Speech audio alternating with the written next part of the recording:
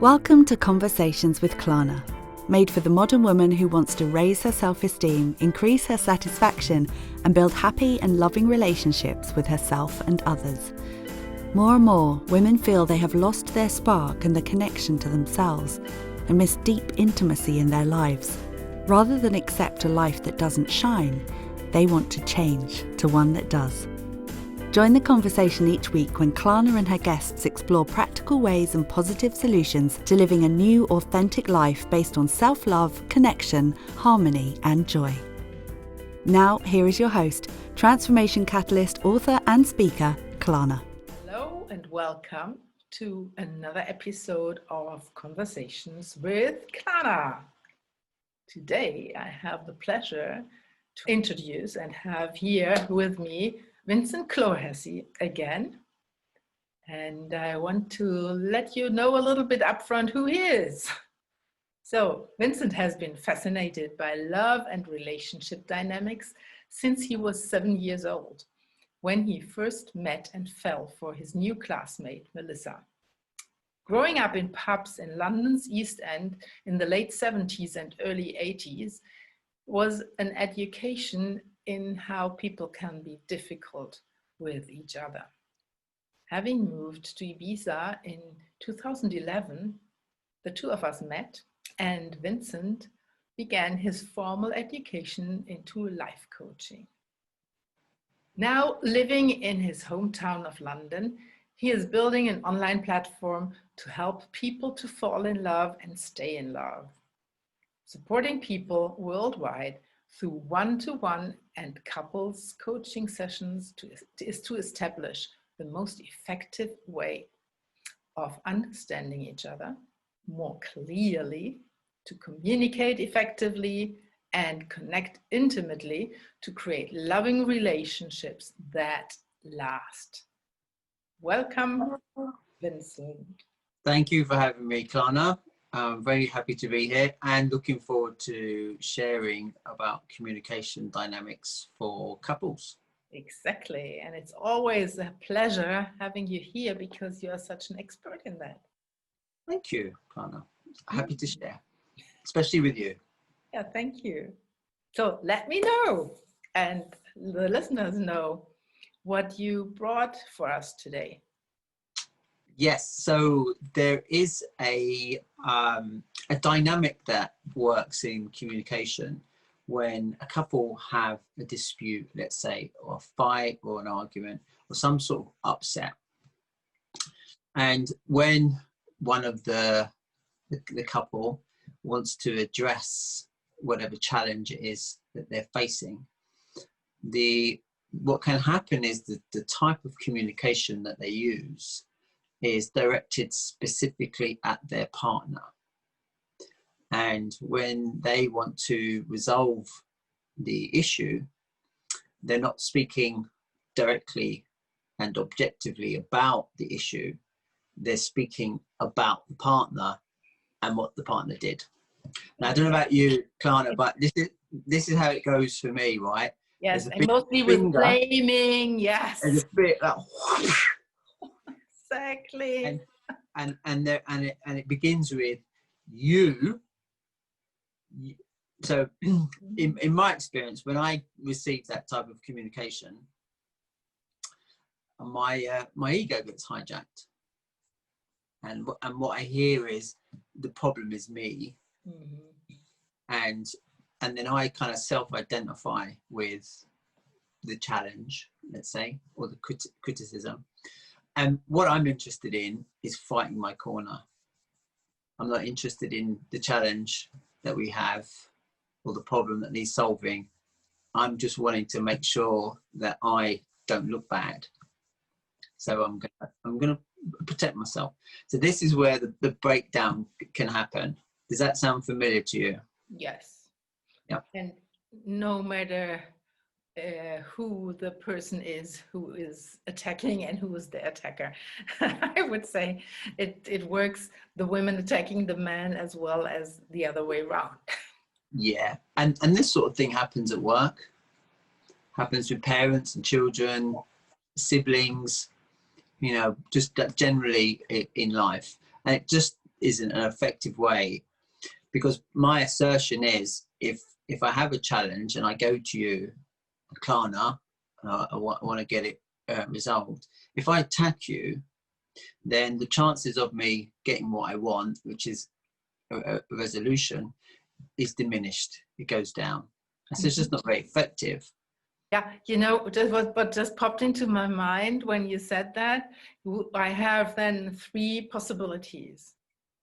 Oh. Either I fight back, or I am fleeing, so that's the second possibility, flight, or I'm freezing somehow. And I would translate the freezing in just putting on my boundaries and saying nothing. Great. You've made a really good point there, Klana, which is the fight or flight or freeze response comes from the reptilian brain, the amygdala. So it's just about survival. So if I'm being attacked, automatically that process comes in, and I can kind of get hijacked by it, either the fighting back or the fleeing or the just being there, almost like stone cold. So what generally, one of the wonderful things that we got in our training was to pay close attention to the expressions, the energy of the person, so you can see what kind of reaction you get when you attack. And it might be that they freeze, or they fight back, or they run. And it's really great to see that feedback, because it tells you about the connection. And what I'm looking for is what you just did, like a nod and an openness and a presence. And this is going to lead to a connection. And inside that connection, there's a chance for us to resolve the challenge. But if I attack, then I'm going to trigger that automatic response. That all takes a little bit of self-reflection too. Yes. Yeah. So that's, I would say, first, wait a moment when the anger or whatever it is comes up, think, and then act. That important bit's the think in the middle there, really important. So one of the easiest ways to avoid triggering that fight or flight response is just not to address directly the person, but to speak about what happened in the third person, like objectively. So instead of maybe saying you were late, I could say the appointment that was made wasn't kept. Now, I haven't included you into that at all. And what I've spoken about is what happened, but without a judgment. And if it's something that I want to resolve, I can ask you, would you help me? Because I'd like to take a look at this, because this isn't working the way I'd like it to. And I need some support so that this does work. That becomes a request for collaboration. Mm-hmm. So we can both look at that without me making you feel bad or wrong or guilty or shaming you, which is often, if we're upset, a tool will weaponize our communication and hit each other with it. But this way, I'm keeping it nice and clean, nice and safe. And the chances are you're not in your reptilian brain. You're going to stay in your neocortex, your frontal executive problem-solving brain. And this is what we need. I want a solution, a resolution to the challenge that we have. And so now there's a chance for you and me to co-create something that would work. But I've got to keep it clean. If I make you feel bad about being late, then straight away that process of defensiveness is going to kick in, and you might be thinking about that time that I was late and that time I didn't do that thing, so that you can hit back with it if I start throwing accusations at you. Yeah, and another proposal from my side that's completely a different way is, how about thinking, is that really so bad? Yeah. Is anybody dying from that? That the person didn't do, or wasn't on time, or whatever? So just to take the pressure out of the whole story. Yeah, well, there's a lot of meaning, right, that can go into somebody maybe being late, and that meaning can be you don't care about me, or you don't care about my time, or I'm not as important as I'd like to be, or I'm always on time. It shows that I care. You're never on time, and all of that story. Yeah. Here we are. There are so many beliefs going on in us, and it is different for every person. Yeah. So sometimes it's really interesting to dig for those things before I accuse somebody else. Yeah. It's such a great point. And another thing, Klana, is making sure the time, the set and the setting is the right time and the right place to be discussing this.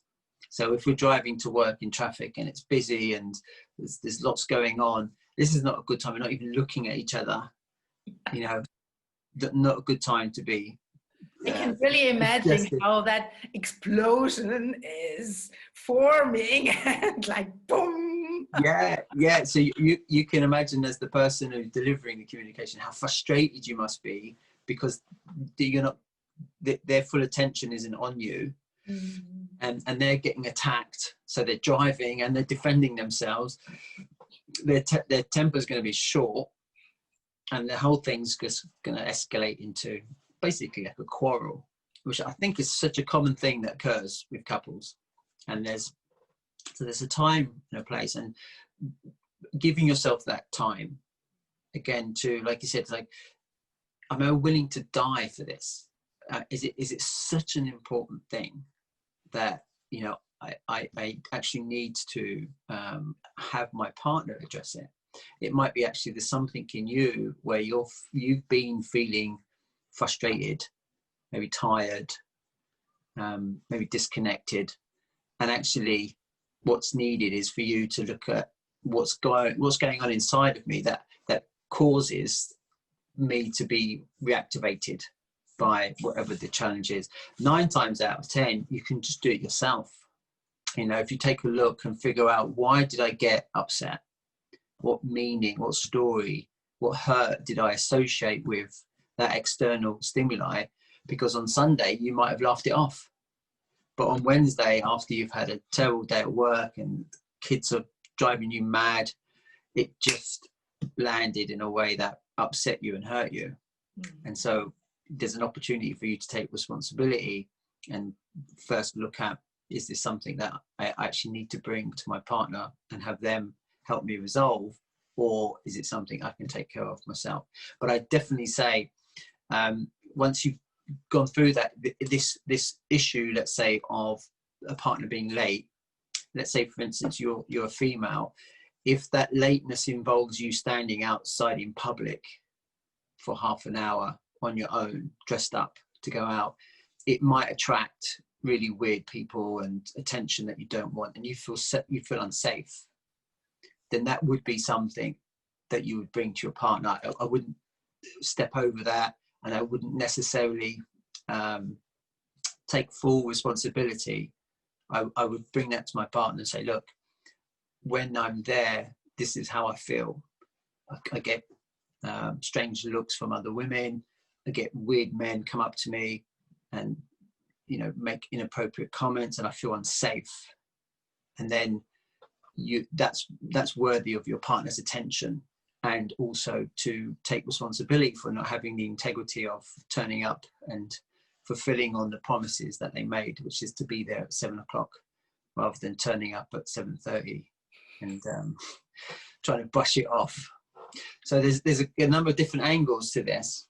But to me, the primary objective is that the bumps in the road, or the kind of friction in your relationship, you have a way to address them and to deal with them in a way that gets you back to connection, gets you back to love, gets you to support each other, to feel safe and to feel loved in the connection. And so certainly that finger wagging is super ineffective, and then also ineffective, and also like complaining doesn't work, especially from a woman to a man. It's just not an effective communication, because it's it's not really a request for help. It's more of a commentary on the negative elements of your partner's character or the things that they do. And again, straight away, it just triggers the amygdala, and then I want to defend myself and my honor. And now it's about me against you, me versus you, rather than being able to address the problem. Yeah, and nobody wins in such a situation. Yeah, the chances of you going to bed together that night's slim. That's no good. Yeah. Can't be having that. Yeah. So another thing that I wanted to ask you, you are running a program at the moment, and you will do that again. Do you want to talk a little bit about that? Make some people curious for the next round? Certainly. It's making me curious, Klana. So just to give the background story, I'm developing a 9-module program for women in a committed relationship to help them step up and expand the quality of their relationship and their connection. There's often women tell me that they feel like they're drifting away from their partner, and things are just becoming like a rut, and they're losing the energy of the connection and the relationship. And they're curious to know how to reconnect with their partner, how to improve the communication. And so from the years of relationship coaching that I've done, I'm putting together these different tools. And I have a amazing group of 22 women who I'm taking through the test program. We had our third module last night, and it's supposed to be an hour long, and it went to nearly 2 hours because I do like to talk. But also we went so deep and we connected to so many beautiful elements of our humanity and how we turn up in relationships and the impact we have, how our partner experiences us, all of this rich material that just generally isn't available elsewhere. It's kind of like what I found was there's lots of guidance and suggestion, like you should be more like this and you should do more of that, but there isn't the practical, like here's how it works, this is what you do like day to day, here's a tool that you can take and practice and come back and share with, like how effective or not it was. And so it's a very practical, I basically want to share with women what really works for men and women in relationships. And so they go away with a whole tool bag, a whole toolbox full of all of the most important tools necessary to elevate the relationship, keep the connection strong, keep the energy really vital, and avoid the pitfalls like blaming and shaming and anything that causes the disconnection between the two of them, which can happen so easily just through a lack of awareness and the skills necessary to be able to keep the fire burning. Yeah, this is so important, Vincent. I want to thank you that you come up with such a program to help mankind or womankind to navigate better to their relationships. Thank you, Klana, and thank you for your input, because so much of what I do and what I know was created and learned through working with you and being trained by you and just being able to draw on your wisdom. So thank you for your contribution to the program. I thank you too. So we are learning all together all the time. Sometimes we are changing the positions of a student and a professor. So we are always both, as long as we are open to that. Yeah. That's great. A great way of being and experiencing life. Yeah, I completely agree. Yeah. So that program is called the Relationship Pain to Pleasure Pathway. And once it's complete, which is there's 6 weeks left, then I'll be ready to bring it to market. And then it will be available for other people to participate. Yes, and I will put your data in the show notes. So whenever people are listening or watching this, they can contact you. Magic. And if they're having any challenges with their relationships, either one that they're in or there's a relationship they'd like to get in, then please get in touch. I'll offer 1 hour exploration session to see if what I can support them with is the help that they need. And yeah, we can go from there.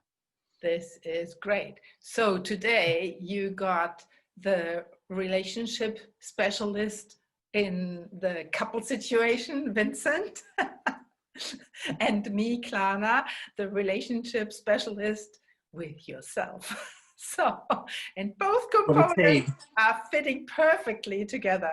Brilliant. Yeah, magic. And if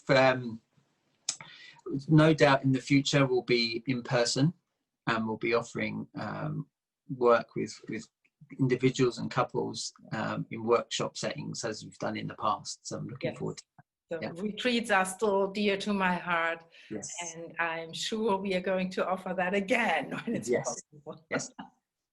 Thank you, Vincent. It's always a pleasure to have you with your expertise, and also to have a little bit of male energy here in my conversations with Klana, which is not so often the case, but maybe that's going to change. So if somebody out there wants to be here and is a man and fits into my program, you are very welcome. Awesome. I highly recommend it. Come on, lads, get in there. Thank you. Bye-bye, Vincent. Thanks, Klana. See you soon. Bye-bye. Thank you, dear listener. Until next week. Bye. Thank you for listening to Conversations with Klana. Remember to follow us on social media and get connected. Visit our website, conversationswithklana.com, for show notes and additional episodes.